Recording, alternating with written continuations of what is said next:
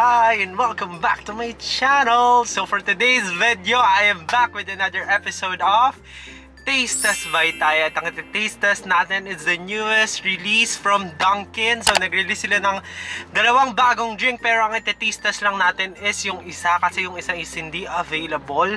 Yung iced strawberry cheesecake latte, sadly hindi siya available. Pero sa totoo lang, ito lang talaga yung gusto ko i-taste test, kaya okay lang na hindi siya available. Ang taste test natin is the newest drink from Dunkin, which is yung iced Boston cream latte. So ito yung iti-taste test natin for today's video, and I'm so excited to try this kasi actually parang available na to sa ibang bansa, pero dito sa Philippines, correct me if I'm wrong, parang ngayon lang to ni-release dito sa Philippines. Kaya I'm so excited to try this, and first time ko rin ito-try ito, kaya talagang excited ako. Alam niyo naman ako, basta may mga bago, talagang excited tikman. So titikman natin to for today's video, kaya if interested kayo malaman yung comments and thoughts ko about this newest drink, just continue watching. And before we start, please don't forget to subscribe to my YouTube channel and click the notification bell button para notified kayo whenever I upload a new video, and comment your video suggestions. If meron kayong gusto makita sa channel ko, just comment it sa comment box below, and if accessible sa akin yan, talaga nga namang iti-taste test natin yan. And also, follow me on my other social media accounts, TikTok and Instagram. Ipa-flash ko na lang sa screen yung handles ko, pero mas madalas ako mag-post sa TikTok, kaya i-follow nyo ako sa TikTok. Everyday ako nagpo-post doon. If gusto nyo ako makita everyday, just go to my TikTok page and follow me. And yun, parang na-realize ko na 2 weeks din ako nawala dito. Almost 2 weeks ako nawala, or more than 2 weeks ako nawala dito sa YouTube, and now I am back with another episode of Taste Test by Tay. Yun nga, so without any further ado, umpisan na natin ang Taste Test.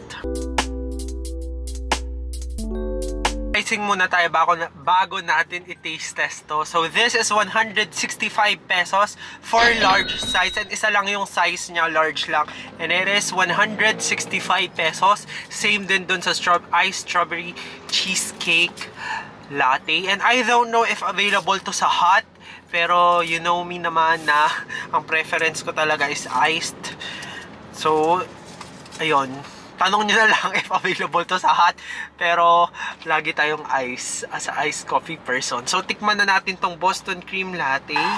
Actually, hindi ako ganong fan ng Boston cream na donut. Ako kasi ang bias ko sa donut ng Dunkin is choco butter na talaga, tsaka yung choco wako. Kaya sobrang solid nun. And meron pala akong series sa TikTok na ginagawa na rating every Dunkin donut. So naka 4 installments na yata ako nung series na yon. Tignan nyo na lang sa TikTok ko, kasi yan nga, nire-rate or nire-rank ko every donut ng Dunkin. Kaya follow me on my TikTok. Follow me on my TikTok page. So tikman na natin tong Boston cream latte.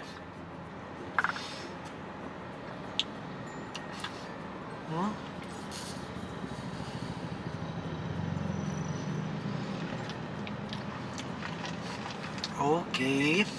Hinana ko lang yung easy kasi baka naririnig sa video.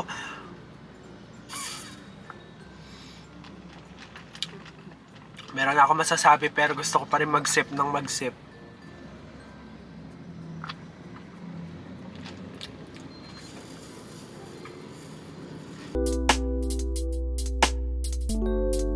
So tapos na tayo sa taste test. It's now time for my comments para dito sa newest release from Dunkin, which is yung Boston cream latte. And by the way, available din to sa strawberry cheesecake latte, pero ito lang yung available dun sa branch na pinuntahan ko, kaya talaga nga namang iti-taste test natin yan. And based kasi dun sa picture dun sa Facebook page nila, yung pinaka Boston cream is marami siya. Nakikita mo sa double insulated cup, nandun, nasa baba talaga. Pero ito wala akong masip na cream, kasi ganun sana yung ine-expect ko. Every sip ko parang may Boston cream. I don't know if it's Boston cream or yung cream mismo.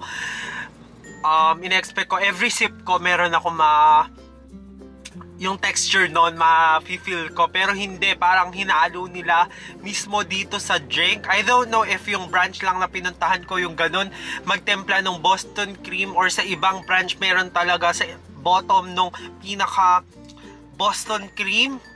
Siguro mas magugustuhan ko yon if ganun yung ginawa, yung hindi hinalo. Pero ito, tinignan ko talaga, as in tinuso ko yung pinakailalim, wala siya ng Boston cream, hinalo siya. Kaya this is much sweeter than the normal iced coffee. Ako kasi ang lagi kong order sa Dunkin is yung iced coffee lang nila, plain na iced coffee lang, which is sobrang sarap and sobrang solid. Pero pinapabawasan ko yung syrup though, kasi mas preference ko is yung light lang yung sweetness, or medyo subtle lang yung sweetness.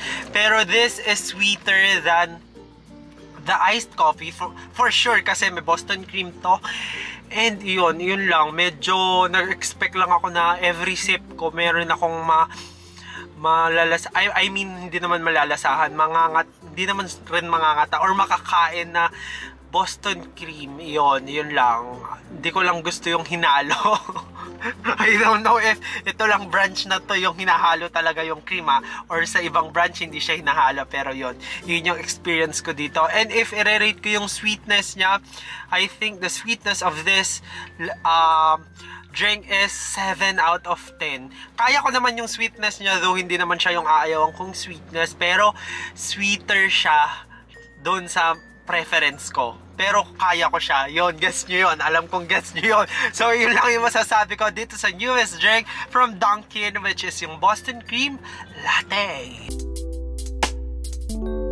And by the way, na iba pala yung setup natin. Hindi ako sa kwarto ko nag-film, kaya walang ASMR na magaganap. Wala akong dalang microphone, hindi ko dala yung laptop ko, kaya wala tayong ASMR for today's video. Kaya medyo iba na naman yung setup natin. So, game, it's now time for my rating para dito sa newest drink ng Dunkin, which is yung Boston Cream Latte. So, for the Boston Cream Latte, bibigyan ko to ng